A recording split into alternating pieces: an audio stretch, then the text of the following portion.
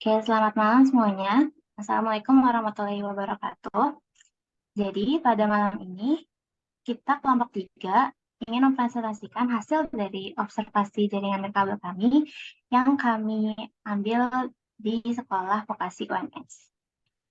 Oke, untuk anggota kelompoknya, bisa di next. Ada saya, Asma Syafira, dengan NIM nomor 12, ada Hakiki Alkorni dengan NIM 32, ada Muhammad Nur Fajri dengan NIM 54, ada Rizky Akbar Wahyu Putranto dengan NIM 64, dan juga ada Maharani Lajapua dengan NIM 78. Oke, bisa langsung dimulai. Dan next selanjutnya. Oke, untuk yang pertama kita akan membahas dulu nih mengenai gambaran umum lokasi survei yang kita ambil, yaitu Sekolah Vokasi UNS, yang bertepatan di Jalan Kolonel Sutarto nomor 150K, Jebres, Surakarta, di Jawa Tengah. Nah, kampus vokasi ini memiliki banyak ruang seperti ruang kelas, laboratorium yang terdiri dari komputer, fotografi, mixed reality, tour planner, dan lainnya. Dan juga ada ruang dosen seperti ruang dosen bahasa Inggris, UPW, bahasa Mandarin maupun DKV. Ada juga ruang adminduk dan tata usaha. Lalu ada ruang auditorium, lobi depan, ruang meeting, musola, dan ruangan lainnya. Nah, lokasi kampus pada sekolah vokasi ini sangat luas. Karena sangat luasnya itu ada banyak ruangan dan area yang terbuka. Nah, ini tentunya bisa membutuhkan lebih banyak dari satu akses point saja, yang menjamin jangkauan sinyal WiFi yang kuat dan stabil di seluruh area kampus. Oleh sebab itu, di sekolah vokasi UNS ini kita menemukan 15 akses point yang ada di sekolah vokasi UNS. Oke, bisa di next.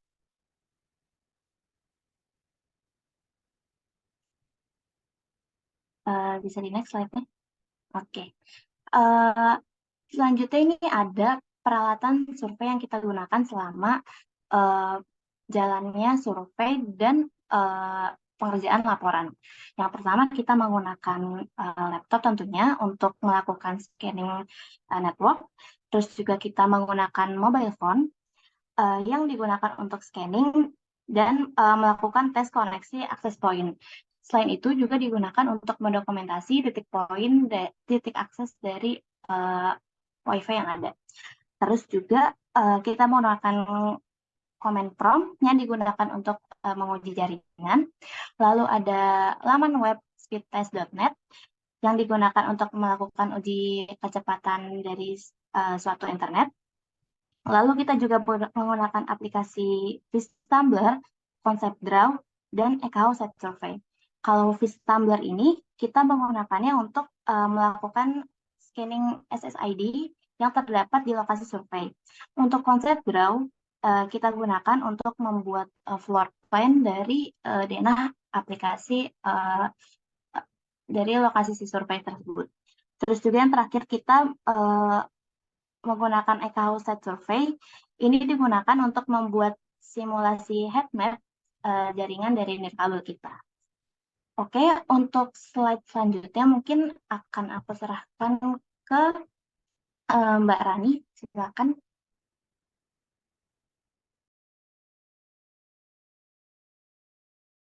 Oke, slide selanjutnya yaitu denah lokasi survei dan titik akses point yang ditemukan.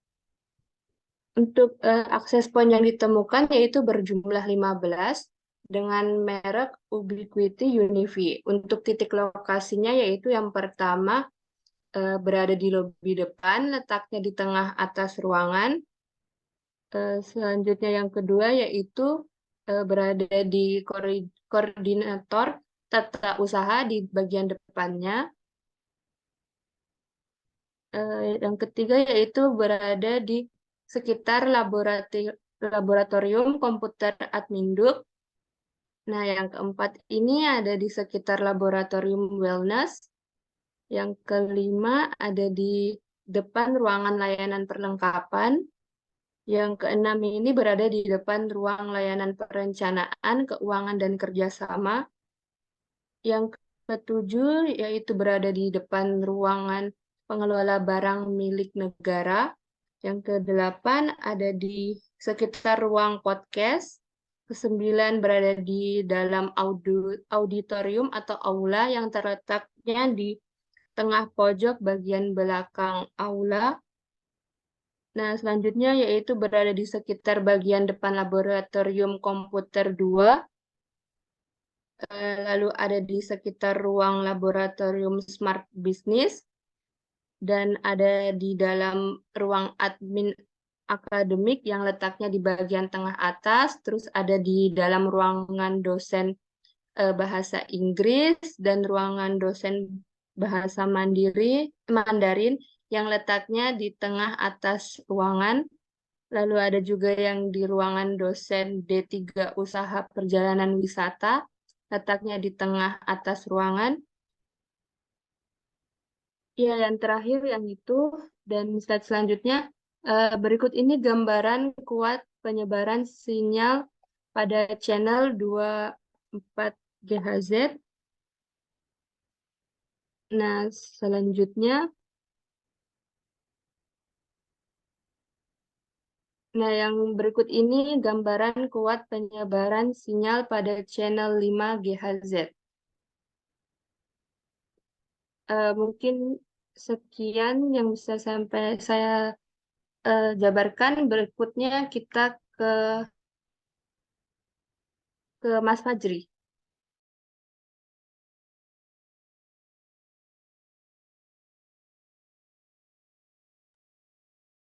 Baiklah, berikutnya adalah detail dari akses point yang dipasang di sekitar wilayah sekolah vokasi UNS. Di wilayah vokasi UNS, kami menemukan apa? Ada beberapa akses point dengan dua SSID, yaitu yang pertama SV 11 Maret dan yang kedua yaitu SV Log. Yang SV 11 Maret itu ada yang menggunakan channel 11 dengan power outputnya dari 68 sampai 57 dBm dan enkripsinya itu open atau tidak menggunakan enkripsi password, lalu statusnya itu aktif, bisa dikoneksikan. Kemudian ada yang menggunakan channel 11 dengan power outputnya minus 51 sampai min 43 dBm. Enkripsinya juga tidak ada, dengan statusnya juga aktif. Kemudian ada juga yang menggunakan channel 149 dengan power outputnya itu min 86 sampai min 42 dBm. Enkripsinya juga open, tidak menggunakan password, dan statusnya aktif juga. Kemudian juga ada yang menggunakan channel 6 dengan power outputnya min 57 sampai min 39 dBm. Enkripsinya juga open dan aktif juga.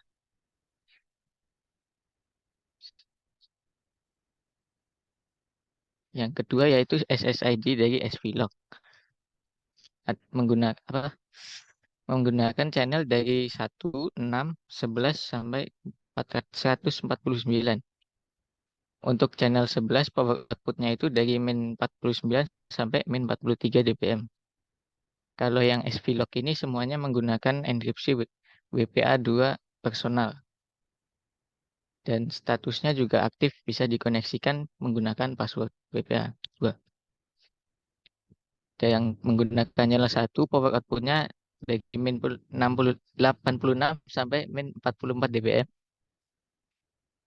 Dan yang menggunakan channel 149 power outputnya dari min 82 sampai min 51 dBm. Dan yang channel 6 power outputnya min 59 sampai min 39 dBm.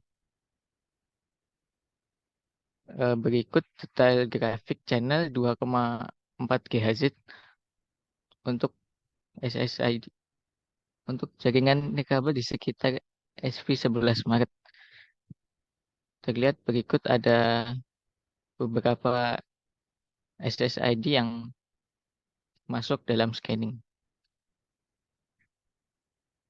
Berikutnya adalah detail grafik channel 5 GHz-nya. Ini yang SV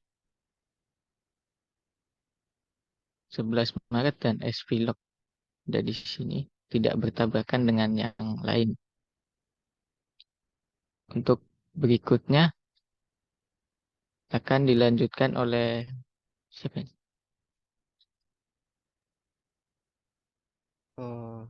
Baik, terima kasih. Lalu selanjutnya adalah topologi yang digunakan infrastruktur SV 11 Maret. Nah, berdasarkan hasil analisis kami menyimpulkan bahwa SV 11 Maret ini menggunakan topologi point to multipoint. Nah, topologi point to multipoint ini adalah jenis topologi jaringan di mana satu titik akses point itu terhubung ke beberapa titik peripheral.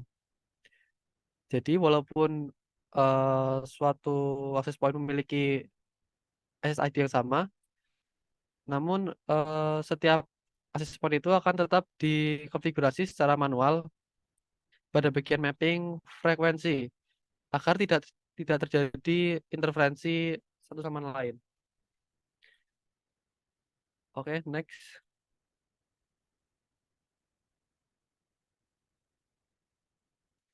Nah, lalu kemudian eh, terdapat beberapa benefit atau faktor positif dari penerapan infrastruktur yang ada di wilayah sekolah vokasi UNS. Nah, yang pertama adalah hampir seluruh seluruh wilayah kampus tercover oleh jaringan nirkabel.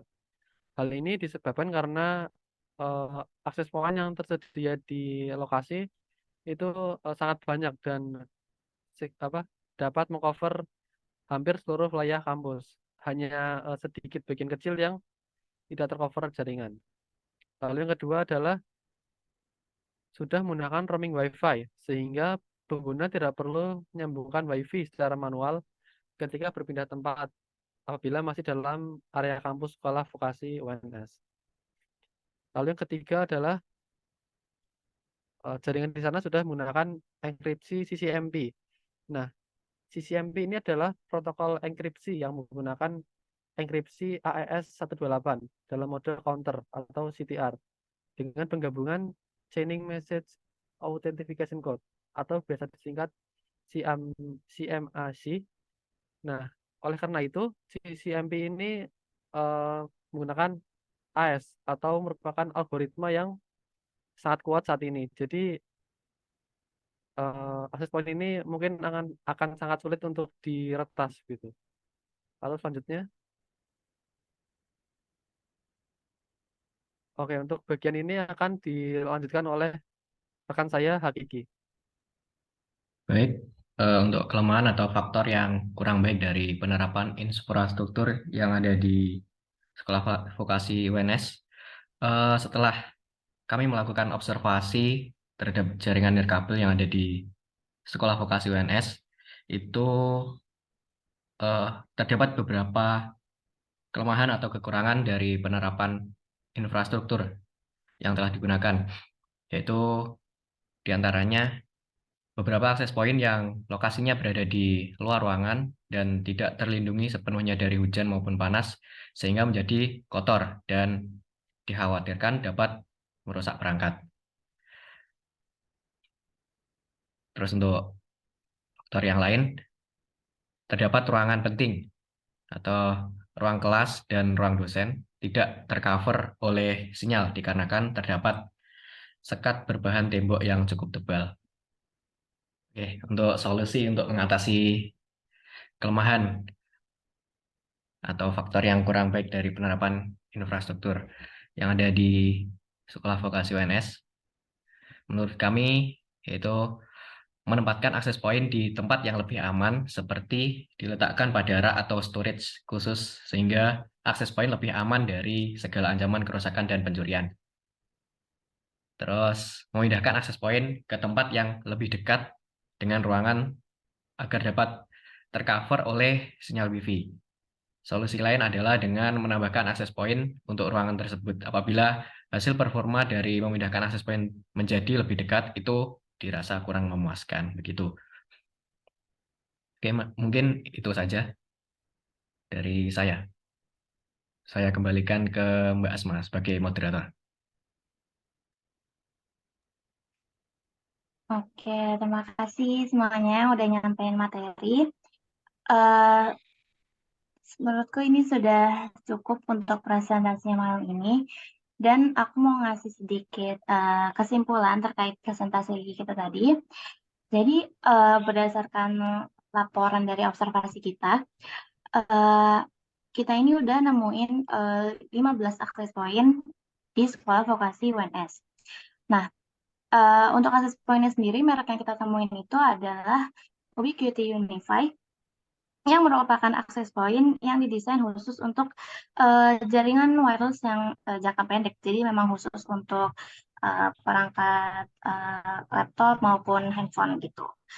Nah, untuk tadi untuk tools yang kita sudah gunakan, terus juga benefit yang uh, ada pada hasil observasi kita itu semua sudah dijelaskan dengan cukup baik. Jadi menurutku sudah cukup untuk malam ini. Terima kasih semuanya. Uh, aku minta maaf jika ada kekurangan. Assalamualaikum warahmatullahi wabarakatuh.